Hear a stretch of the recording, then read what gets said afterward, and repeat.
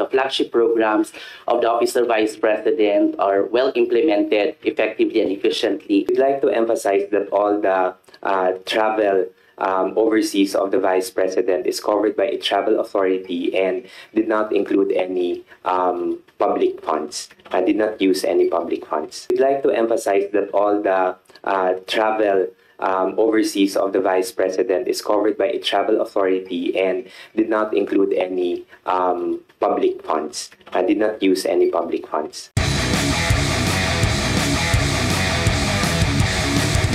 Now we have Attorney Kelvin Tenido for a presentation on the OVP 2026 budget proposal. Good morning, everyone. We are pleased to share the highlights of the OVP budget under the FY 2026 National Expenditure Program, or the NEP. For fiscal year 2026, the DBM has recommended a budget of 902.895 million vis-a-vis the 942.038 million proposal of the OVP. The amount recommended is 21.3% higher than the FY 2025 budget as appropriated. For the budget dimensions, first, under personal services, recommended PS level for fiscal year 2026 is 23.5% of the total recommended budget. This is equivalent to 212.538 million. This amount is higher by 12.14% than the FY 2025 PS level as appropriated. Personal services or PS items cover salaries, benefits, and allowances of 162 field positions. It also includes the special duty allowance for military and uniform personnel and salary for non-permanent positions. The total PS, including the RLIP, for fiscal year 2026 is 212.538 million. Under the maintenance and other operating expenses, or MOOE, the recommended MOOE for fiscal year 2026 is equivalent to 673.753 million. This amount is 34.96% higher than the FY 2025 level. OVP's MOE under the FY 2026 NEP comprises 74.62% of the overall proposed OVP budget. For the highlights, allocations for supplies and materials as well as financial assistance or subsidies are intended for goods and grants that will be directly received by the OVP target beneficiaries or clients. Travel and the presentation expenses support the operational needs of the OVP in implementing its programs and projects, including its ceremonial and executive functions. Lastly, the provisions for professional services and rent expenses cover the service fees of contract of service personnel, IT-related consultancy services aligned with the endorsed ISSP, and the operational needs of the OVP satellite offices. As for the capital outlay, the total capital outlay budget is only 1.84% of the total recommended budget, or equivalent to 16.6 million. Recommended CO covers the procurement of various information and communication technology outlays, consistent with the FY 2026 endorsed Information System Strategic Plan.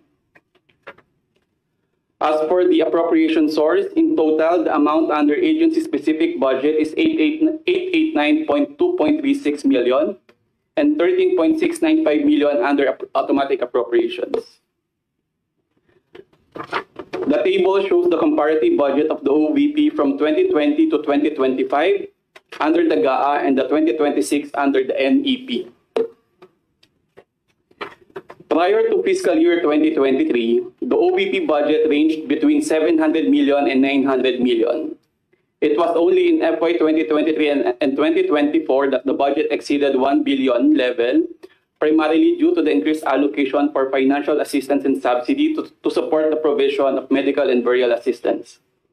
For fiscal year 2025 and 2026, the OVP budget will return to its pre-2023 levels, with 744 million allocated for the current year, or the year 2025, and 902.9 million for the succeeding year, or fiscal year 2026.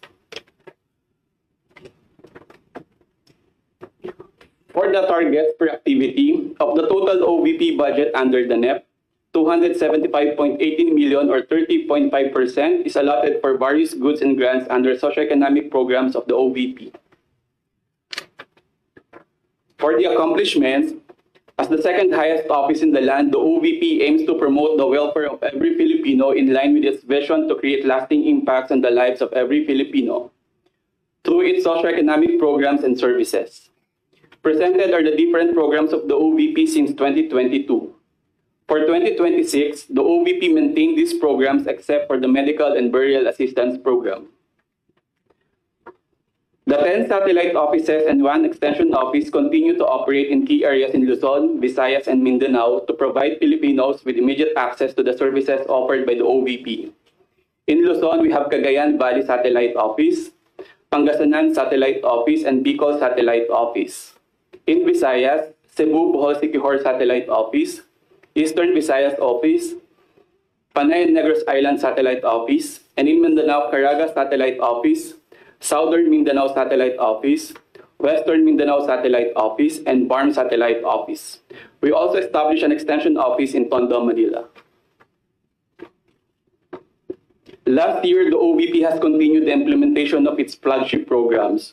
With a target of 1,013,620 beneficiaries for the year, a total of 1.780079 individuals and groups were served. Also, 470 partnerships with governments, agencies, CSOs, and medical institutions, and other external stakeholders were established and strengthened. Likewise, the OVP successfully implemented 99% of all planned projects. It must also be noted that the OVP achieved an average satisfaction rating of 90% for its services, including the requests acted upon within the standard processing time. And finally, the office completed a total of 490 engagements with partners and stakeholders. For fiscal year 2024, the OVP obligation rate maintained at 85% mark. The OVP has 85.55% BUR, or equivalent to 1.783 billion, with 86.03 disbursement rate, or 1.534 million. For fiscal year 2025, the OVP has continued the implementation of its flagship programs designed to provide the Filipino people with access to basic social services. With a target of 1.047935 beneficiaries for the year, a total of 595,700 individuals, or 57% of the target, were served across all OVP programs and services during the first semester. The OVP has also established 242 partnerships with government agencies, CSOs, private sector entities, and individual stakeholders to support the development and implementation of its various initiatives. Notably, the OVP successfully implemented 100% of all planned projects encompassing activities such as social preparation, technical assistance, and program implementation. Further, the OVP achieved an average satisfaction rating of 97% for its services, exceeding the target of 90%. In addition, the office completed a total of 770 engagements with partners and stakeholders, further strengthening collaboration and support for its programs. For fiscal year 2025, as of June 30, the OVP has 756.33 million total released allotment and a continuing appropriation equivalent to 147.1 million, totaling the available allotment for the year to 900.43 million. As of the same period, the OVP has obligated 34.3% of the available allotment received, equivalent to 309.7 million, and with a disbursement rate of 66.8%, or 206.8 million. The OVP's mid-year utilization rate remains consistent with the previous years. Although the current year is 34% fall short of the mid-year target, the OVP is confident in maintaining an obligation rate above 85% by year-end, as has been achieved in the prior years. As a final note, the OVP holds a distinct position in our bureaucracy. As the second highest office in the land, the OVP carries out functions that complement the work of other government agencies while advancing the well-being of the Filipino people, with a mission to deliver efficient, accessible, and responsive public services. Our work resonates at the core of our nation's welfare and progress. Thank you and good morning. Thank you, Attorney Kelvin. For our first question, we have Jason from SMNI. Hi, Sir Jason po ulit ng SMNI. First question po on the 2025 programs. Kumusta po ang pagpapatupad ng mga programa ngayong 2025 given na limited lang po yung budget ng ahensya? And have all the funds already been exhausted, or are there still remaining resources po to sustain the programs until the end of this year? Okay, good morning, Jason. The first question on the implementation will be answered by our Director for Operations, Norman Baloro, and on the utilization, it will be answered by our Budget Chief, Attorney Kelvin Tenido. Thank you, Asikim. Well, foremost, sir, no, we would like to inform the public, no, especially the Filipino people, that the flagship programs of the Office of Vice President are well implemented effectively and efficiently all across the country, especially in our 10 satellite offices. Not just to brag, sir, no, but there are a lot of people already, being felt already the programs and services of the Office of the Vice President. So all of these programs, again, are well implemented on ground, and this is with the support of the satellite offices all across the country. For the utilization, as mentioned earlier, as of June 30, the obligation rate of the OVP is 34.3% of the available allotment. We make do of what we have in implementing the programs, and we commit to deliver the services that the OVP has started since 2022. Thank you. Sir, second question on the 2026 deliberations naman po. What challenges do we expect to face during the process? Do we anticipate encountering the same issues such as confidential funds being tackled again, at paano po natin ito pinaghahandaan? Okay, again, thank you very much, Maayong Buntag, Jason. So, on the question, the OVP is currently preparing for the budget hearing for tomorrow, and we are ready to answer any questions that will be asked of the team for tomorrow. So we are collating all the necessary documentations for us to be able to properly defend the proposed budget of the OVP. Pero expected natin, sir, yung confidential funds matatakel kahit wala naman kayong request. Again, we will try to answer all the questions that will be asked tomorrow of the OVP. We are preparing. Wait lang po. Thank you, Asik. For our next question po muna, we have Jed from UNTV.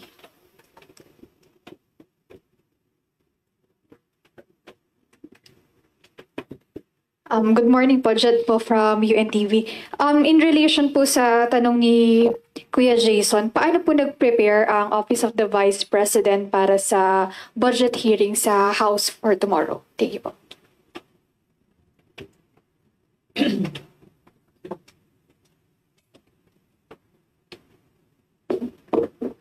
OVP, through the budget division and in coordination with the other divisions of the OVP, has consolidated all the reports submitted. We reviewed it, and we also considered the possible questions to be raised to the OVP.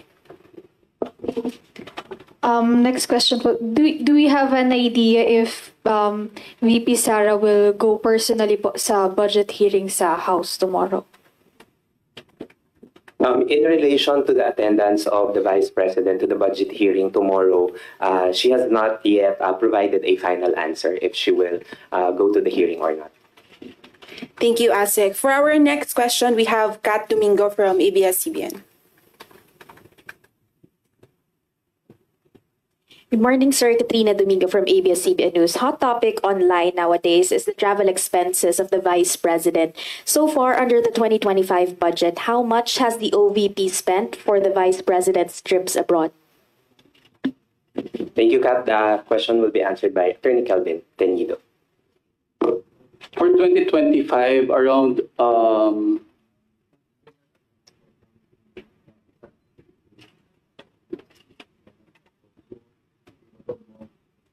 more or less around 20 million has been obligated for the travels of the Vice, for the travels of the OVP, and including the expenses of the security personnel and the civilian personnel.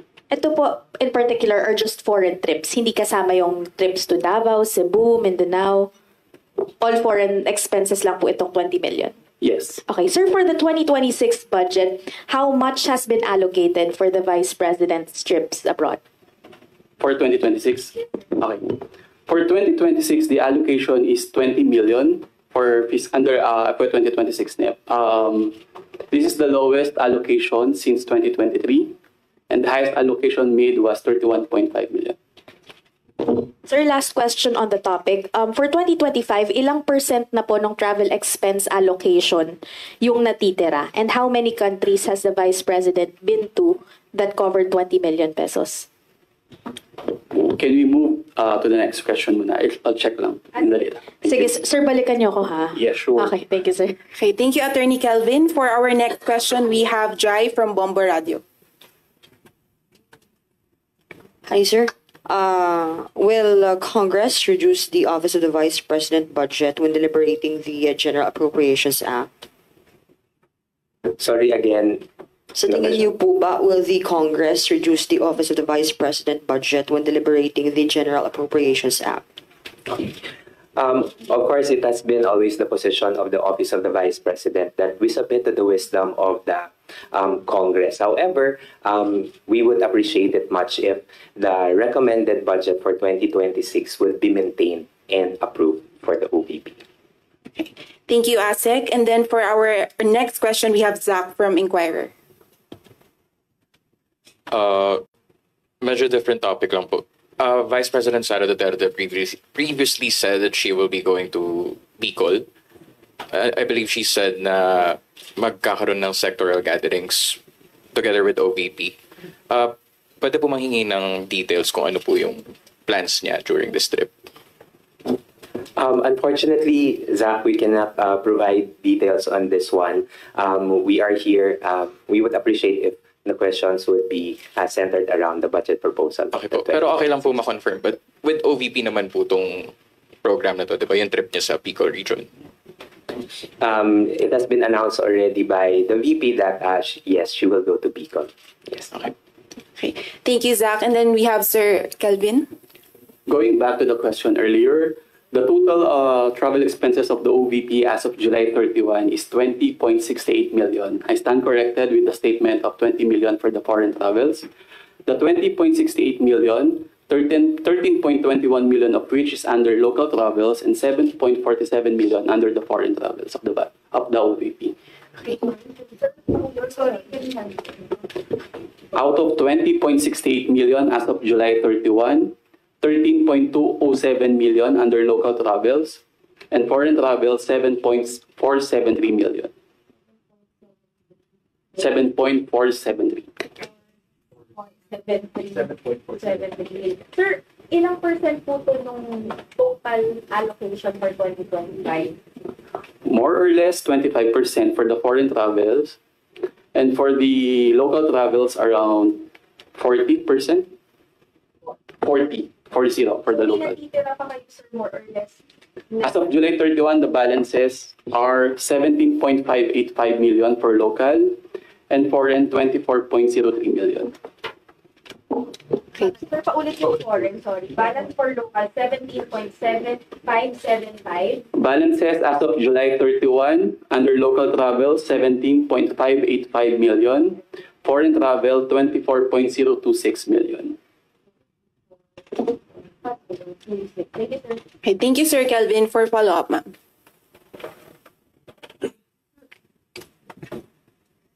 Good morning po. Bella Carriazo from the Philippine Star. Sir, based dun sa a record ng media, at least 13 foreign travels na tama ang nasa listahan ni Vice President. And can you identify these countries? Nakatuloy po ba yung sa Nagoya and yung sa Tokyo this September 20 and 21?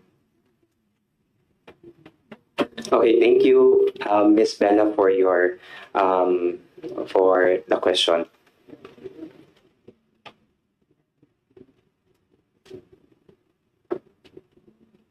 Okay, on the matter of the foreign travels, no, we'll have to get the details on this one on the number of destinations. But we'd like to emphasize that all the travel overseas of the Vice President is covered by a travel authority and did not include any public funds. Did not use any public funds. Thank you. Ma'am, I cannot provide information on regarding the travel of future travels of the Vice President. We'll have to check on her schedule. Sir, just to clarify, you mentioned that the travels of the Vice President have been covered by Travel Authority and did not include public funds. So saan po nagastos yung 7.473 million for the foreign trips?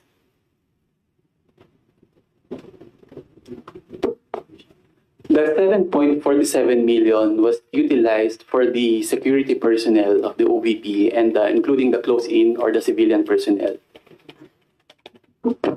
Tama po ba na so far, every time na magta-travel si VP Sara abroad, ang covered niya po is her personal expenses as well as her family's expenses. But as for her security, that's still under taxpayers' money. Under the OVP fund. Thank you, sir. Okay, we have follow-up from Rappler. This is still about the budget. Yeah. Hi po, I am Bons Magsambal from Rappler. Sir, I saw sa presentation kanina that the Pagbabago campaign will be allotted 100 million. So will 2026 Pagbabago campaign still include ang Kaibigan book by VP Sara? And how much budget is allocated for this? Thank you, Sir Bons. To answer the question, we don't have the Kaibigan book for the Pagbabago campaign. We still have maintained the Pagbabago bags, the dental kits, and the school supplies for the 100,000. And that would bring around 200,000 bags for the 10 satellite offices all across the country. Sir, what triggered po yung removal ng ang Kaibigan book doon sa Pagbabago bags, of course, which has been criticized in the previous years? Okay, so we took note of the comments and recommendations of the Congress during the budget deliberation of the OVP last year. So we took note of that. And again, for this year and the years moving forward, the Pagbabago bag will include the bag itself, and it will contain school supplies and the dental kits as initially proposed. Okay, thank you po. Thank you, Asek. Another follow-up. Good morning. I'm Raymond Antonio from Manila Bulletin. May we know who's the OVP budget sponsor? And have you initially meet her regarding this deliberation? Thank you. Yes, we already have a budget sponsor for the OVP. It will be Congressman Jose Alvarez of Palawan, and we have already provided them with the necessary information in preparation for the budget hearing for tomorrow. Thank you, Asek. Do we have any more follow-up questions? How about for the Senate?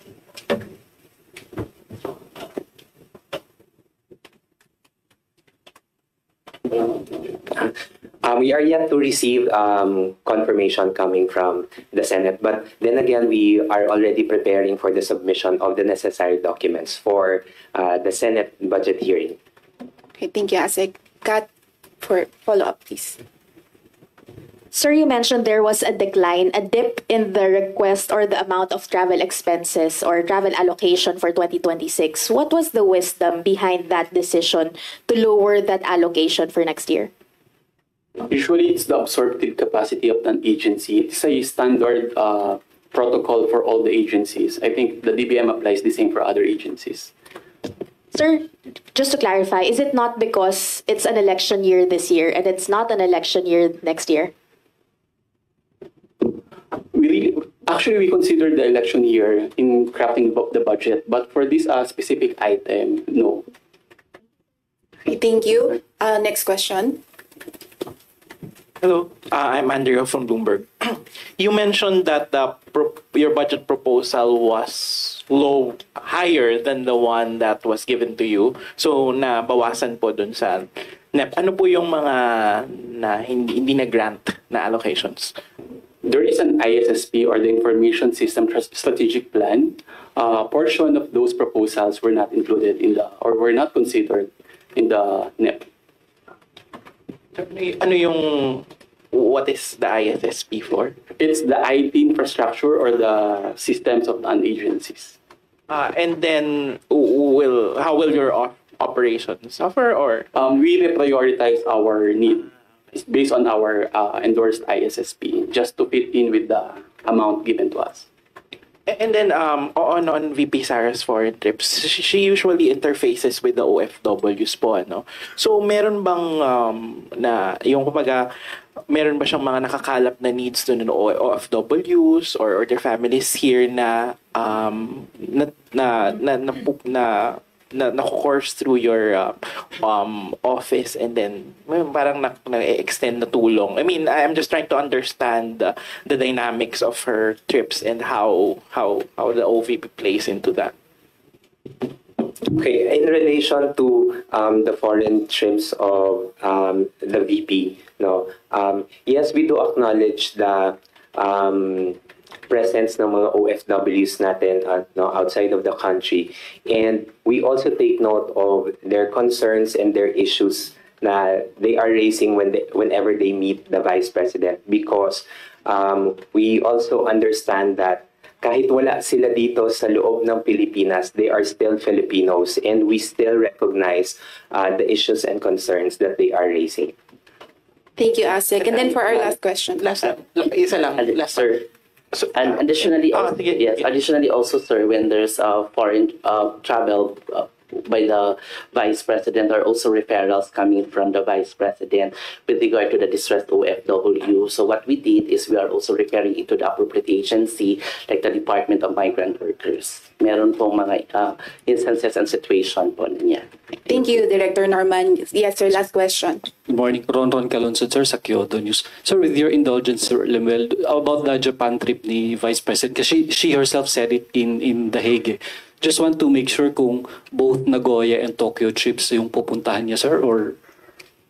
Sir, unfortunately, sir, I do not have detailed information on the trip of the VP to Japan. So I'm sorry I cannot provide information. Thank you. I'm sorry, that concludes our press conference. Everyone, thank you so much for coming today. Meron po tayong pagkain and information you can ask po Sir JC, our Media Relations Officer. Thank you, everyone. Thank you to our directors and chiefs. Thank you.